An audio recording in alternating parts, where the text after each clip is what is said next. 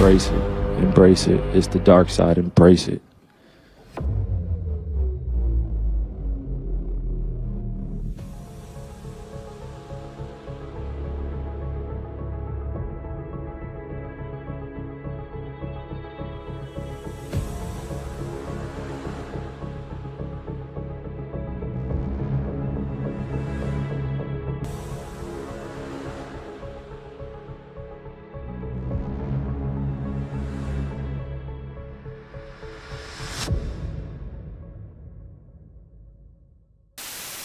Hey, let's go. What's up, everybody on YouTube? AJ Russ about to discuss another video, and today we're going to be talking about the NBA Finals. Let's get it. So guys, it's time. It's been a long 10 days since Game 5 of the Western Conference Finals. I hated this waiting season, seeing all the anticipation leading up to the NBA Finals. It's been worth the wait. We're almost here, and I'm so glad, guys. I'm going to share with y'all my prediction in this video. Obviously, like I've talked about in previous videos, and to a T, I am a Luka Doncic fan, but I'm not putting my personal bias into it because before the playoffs, I did pick the Celtics to win it all. So this is the opportunity to either stand by that or say something new. But diving into it from a basketball standpoint, I made the video about why the Celtics should win. I made the video why Kyrie Irving and Luka are so lethal and are one of the greatest backcourts ever. But what it will come down to is who's ready for the moment. The Celtics, they've been here 2 years ago, lost to arguably the greatest point guard of all time, Steph. You could say Magic, but I mean, that's a conversation there.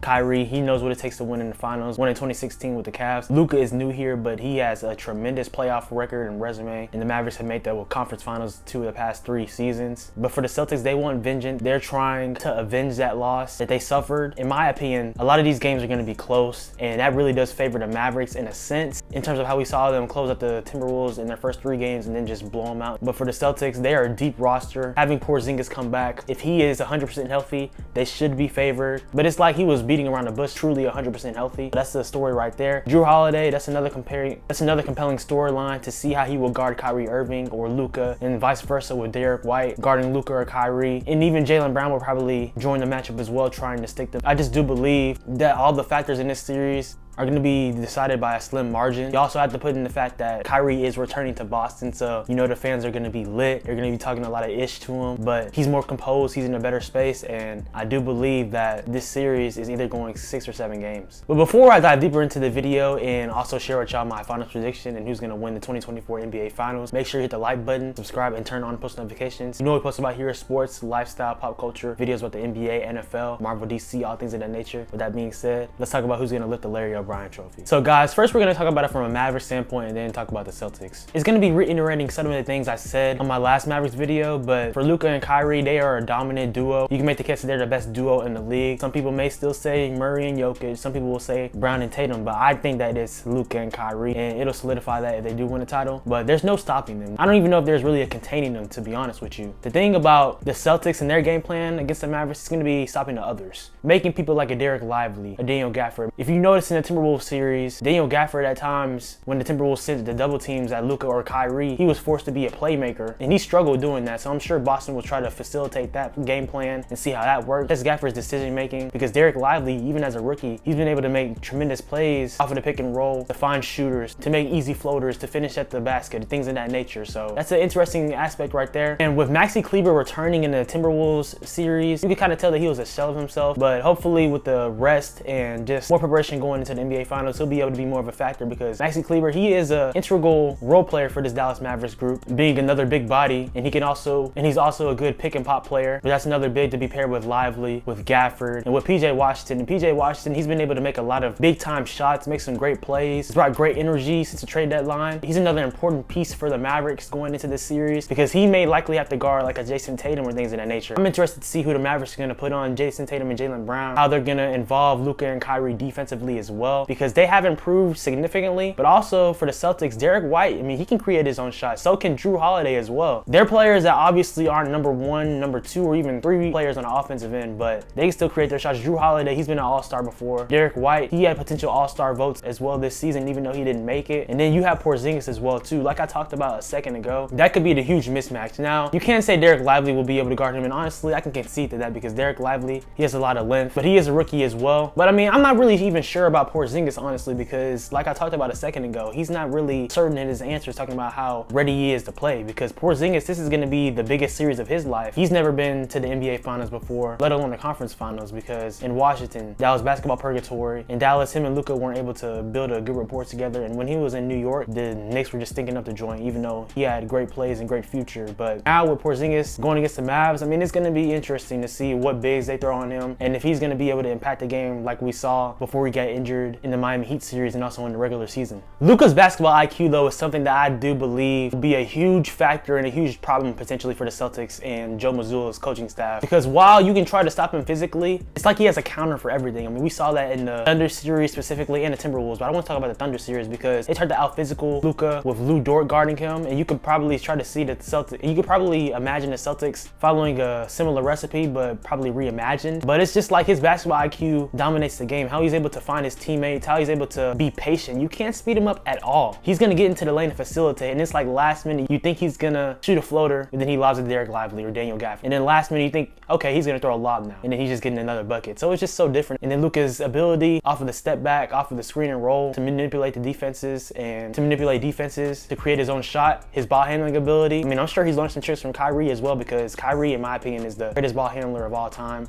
Pause. But yeah, I mean, them two together as a tandem, and it's not necessarily a your turn, my turn type thing. I think that's another factor for the Celtics, that sometimes they get stuck in that. But when the Celtics are shooting threes at a high clip, it's really devastating and hard for teams to beat them. But when you're so reliant on the three-point line, it's gonna have to give at some point. And you maybe can make the similar case about the Mavericks, but what the Mavericks have shown throughout the playoffs is that their players and role players have been stepping up. Derrick Jones Jr., a lot of people didn't think he had an offensive bag at all, but he's been hitting timely threes, been playing great defense on star players that the Mavericks played against. I mentioned PJ Washington earlier, Daniel Gafford giving great minutes. Even Jaden Hardy, a young player no one expected to really get real playing time, he's provided some good spark minutes, and Josh Green as well too. So this team, like I said before, they are really humming, and Boston can't just assume that their roster is good enough to beat them. They have to execute for all 48 minutes offensively and defensively and hope that that is enough, because like I said, Luka and Kyrie, they are all-time talents, and they can still potentially overcome that. On the flip side though, it's time Tatum and Brown really to shut the haters and critics up. I talked about ad nauseum how the Celtics, they should win this series. Tatum, Brown, White, Drew Holiday, Porzingis, Al Horford. I mean, do I have to continue to keep going? I mean, their roster is super deep. Even players like Peyton Pritchard, he plays well at times. And after losing 2 years ago, I mean, are you gonna win? Are you gonna put up? Now, I will say this though, a lot of hate has been triggered at Jason Tatum, and some people say that he's overrated. I mean, I can see that aspect, but bro, he is a great player. He is a top 6 to 10 player in the league, I would say. He just has a more laid back demeanor. I mean, that's just how he is. You can't really just necessarily change people. He's gonna get his buckets. Jason Tatum, he's been a walking double-double in the postseason, averaging 26 and 10. I think he's had a couple triple-doubles this year in the playoffs as well. But the thing that Tatum gets scrutinized the most is the team around him. I mean, and when you have a great team, the expectation is there. Banner 18, we've been hearing it forever. And a lot of people do not like the Celtics fans. They think they're obnoxious. They don't want them to win. I mean, they're the villains right now in this aspect, I would say. I mean, everyone didn't expect at all for the Mavericks to get here, to get to this point. They were the underdog. They've been on the road for all their playoff series, and nothing changes going into the NBA Finals. But for the Celtics, I mean, the road is there. You had a way easier road than the Mavericks. Call it what it is. That's just facts. It's not disrespecting the Celtics. It's okay to say that because it is true, especially in the Eastern Conference when the Western Conference had 10 teams over 500, which is fact. But Celtics, what are you gonna do? Jaylen Brown, he won Eastern Conference Finals MVP. He's played amazing in his playoff run so far, averaging 25 points and 6 rebounds and shooting 54% from the field in the playoffs. I mean, that is dynamic. And it really should be a conversation though, who is the best player on the Celtics, because I think it's really tied between Tatum and Brown. I guess potentially we'll see in these finals if one will ascend to another level. If they both play great, I mean, but that's good for Boston because they should win in that scenario. But not everything that should happens in life always does, and that goes the same thing with these NBA finals and basketball and sports in general. From a coaching standpoint, I do trust Jason Kidd way more. One of the greatest point guards of all time, top 3 to 5 point guard of all time. Won the NBA finals in 2011 with the Mavericks. Back here as a head coach. Has coached people like Giannis Antetokounmpo at the end of their careers, but even Paul Pierce, Kevin Garnett, but now Luka Doncic. Him and Giannis, I mean, those are clearly the best 2 players that he's coached, and then also Kyrie now. I mean, I do believe that Jason Kidd being your head coach and Luka Doncic and Kyrie being your personnel and players, that is a leg up, because Kidd is essentially saying what he sees out there, what he would do from his basketball experience, from him being a point guard in the past. So that's another thing to be said. Joe Mazzulla, he's done a fine job for sure. Stepping in the 2022-23 season, not expected to be the head coach, but thrown in there because of the whole Ime Udoka situation. But we're gonna see if the loss against Miami last year is what they needed to win the finals this year, because the Mavericks, they're definitely not trying to lose. I talked about this in my video saying why the Celtics have no excuses. You don't know when you can get back. The Celtics have an easier road than the Mavericks for sure, but the Dallas Mavericks, they're going to be more desperate because you know next year, Denver, they want their lick back. They're trying to get another championship. They're mad because of how they lost to the Timberwolves. Timberwolves, they aren't going anywhere. They're going to continue to get better, especially Anthony Edwards. The Thunder, they're young. They're going to continue to improve. And other teams, I would say, I mean, you can't count them out, obviously, but the Lakers, I mean, we'll see what they do potentially. There's always some freaking trade rumors with them, but you have to add them in there. The Clippers, I do not trust them at all, honestly. There's always something, so I wouldn't even really say them. But, I mean, you get the point, though. In the Western Conference, it's going to be tough to get back, most definitely. Everyone thought the Nuggets would be able to get to the finals again this year, and that didn't happen. So the Mavericks, they're trying to dub for sure. I mean, they don't care what the Celtics got going on. They don't care that they lost 2 years ago. They're trying to hand them another L. So, I mean, and I don't blame them, and I could see that happening. And yeah, I mean, I might as well just get to it right now because I don't want to beat around the bush who I'm going to pick. And it really is a long answer because, like I said, I did pick the Celtics to win the NBA Finals in my initial playoff predictions video. And, I mean, obviously, I picked the Mavericks to lose in the second round initially. Now, I love Luka Doncic. Him, D-Book, D-Rose, they're my favorite players in the league. I was just being realistic then, but I mean, how the Mavericks have been humming since the trade deadline, going into the playoffs, during the playoffs, I mean, they've earned their way here. And the Celtics, they've earned their way here as well. I mean, they won 64 games this year in the regular season for a reason, dominated the Eastern Conference, all things of that nature. So really, they're the obvious pick. But I mean, I'm not being biased here, but y'all already know what direction I'm leaning in, man. I'm saying Mavs in 6, and listen why I say this right now. Because I do believe that the Celtics, they've struggled in terms of at home in their playoff records in the previous seasons. They lost both game 2s in the first 2 rounds this year, and I can see Dallas splitting a game in Boston. And I think it'll be 2-2 after 4 games. I think potentially the Celtics will get one in Dallas and the Mavericks will win one in Dallas. No order to that, just I think that's how the outcome will be. Game 5 is really where the fate lies because most teams that win games 5 in series, they end up winning the series in its totality. So really, in my opinion, I think the Mavs will win in 6, but really, whoever wins game 5 potentially, that's who's gonna win the series because momentum will be swung their way. I think if the series goes 7 games though, the Boston will win, but I mean, we don't know. Luka and Kyrie, they have been going crazy on the road the entire playoffs, so I mean, you can't just definitively say that. But I'm gonna have to pick the Mavs in 6. I'm sorry, Boston Celtics fans. Yes, another year hurt, potentially. I'm predicting I could easily be wrong because like I said, y'all should win, but that's how I see it right now. As a Luka fan, I'm excited. As a basketball journalist, analyst, things of that nature, I'm definitely nervous about the pick, but I don't know. Just say you're in a close game scenario. Who do you trust more, Luka and Kyrie or Tatum or Brown or another player like a Derek White or Jrue Holiday to make a big play? Which they definitely can. But we've seen Luka and Kyrie, the evidence is there that they step up, they make the right plays in the right moments. Luka is clutch. Kyrie is clutch. She's made a clutch game 7-3 against the Warriors before. I mean, come on, man. It's hard not to pick the Mavericks, in my opinion, in those type of scenarios. So if Boston wins, I think they're going to have to dominate because if the games are close, that favors Dallas for sure. But yeah, guys, y'all let me know what y'all think in the comments down below. Who do you have winning the 2024 NBA Finals? I have the Mavericks winning in 6 games. I could be wrong, obviously, only time will tell. But let's enjoy these NBA Finals, guys, because after this, I mean, yeah, it'll be the NBA draft. It'll be the Summer League.